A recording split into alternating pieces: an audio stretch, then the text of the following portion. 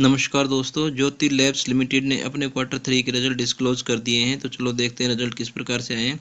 सभी वैल्यू लाख्स में दे रखी हैं। हम इनको करोड़ में कन्वर्ट करके देखते हैं। तो सबसे पहले हम टोटल इनकम की बात कर लेते हैं। तो टोटल इनकम जो निकल के आई है वो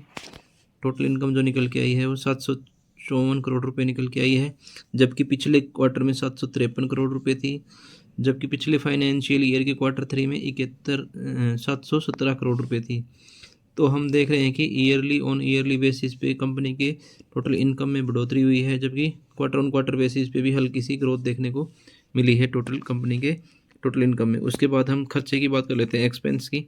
तो जो टोटल एक्सपेंस निकल के आया दोस्तों वो 645 करोड़ रुपए निकल के आया है, जबकि पिछले क्वार्टर में 634 करोड़ रुपए था, जबकि पिछले से फाइनेंशियल ईयर क्वार्टर 3 में 603 करोड़ रुपए था।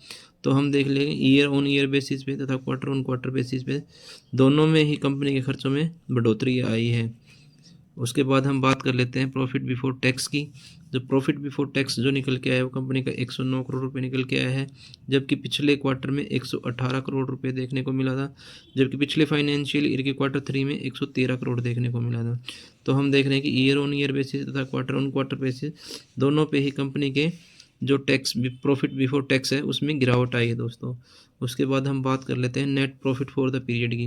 जो net profit for the period जो निकल के आया है वो 81 करोड़ रुपए निकल के आया है, जबकि पिछले क्वार्टर में 87 करोड़ रुपए था, तथा पिछले फाइनेंशियल ईयर के क्वार्टर 3 में भी लगभग 87 करोड़ रुपए ही देखने को हमारे को मिला था। तो हम देख रहे हैं कि ईयर ऑन ईयर बेसिस तथा क्वार्टर ऑन क्वार्टर बेसिस दोनों में ही कंपनी के नेट प्रॉफिट में गिरावट देखने को मिली है। उसके बाद हम ईपीएस की बात कर लेते हैं। तो ईपीएस कितना निकल के आया दोस्तों 2.21, जबकि पिछले क्वार्टर में 2.39, जबकि पिछले फाइनेंशियल ईयर के क्वार्टर 3 में 2.38 देखने को मिला था ईपीएस।